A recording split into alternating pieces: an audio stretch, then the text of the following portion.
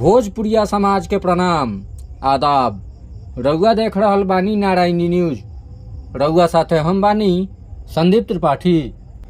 School से पढ़ के घरे जात रहली नंदिनी के का मालूम रहे कि अचानक तेज घाम से मेघौनी घेर ली आ तड़का उनके देह पर गिरी। आई खबर विस्तार से बतावतानी।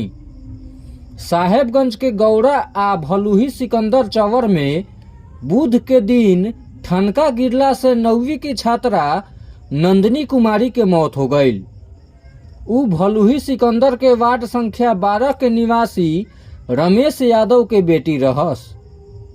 घटना के सूचना पर पुलिस पहुंचल आ शव के पोस्टमार्टम खातिर SKMCH भेज दिलस। मुखिया जितेंद्र भगत बतौलन कि मृत छात्रा उच्चतर माध्यमिक विद्यालय विशुनपुर कल्याण में 9वीं कक्षा में पढ़त रहली। उ स्कूल से पढ़ के 4-5 सहेलियन का साथे घरे जात रहस। तबही गौड़ा आ भलुही सिकंदर चवर में आंधी पानी शुरू हो गईल। तड़का जोर से तरकल आ नंदिनी के देह पर गिरल। उहवे नंदिनी के मौत हो गईल। नंदिनी के देख सहेलियन सब के बीच अफरा तफरी मच गईल। उ लोग नंदिनी के घरवालन के घटना के जानकारी दिहली। खबर सुनते घर में हारना चिकार मच गईल।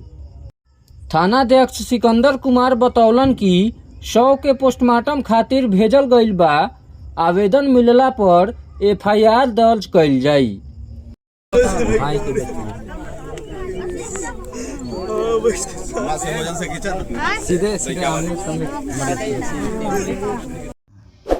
रउआ सभे नारायणी न्यूज के लाइक करी, सब्सक्राइब करी।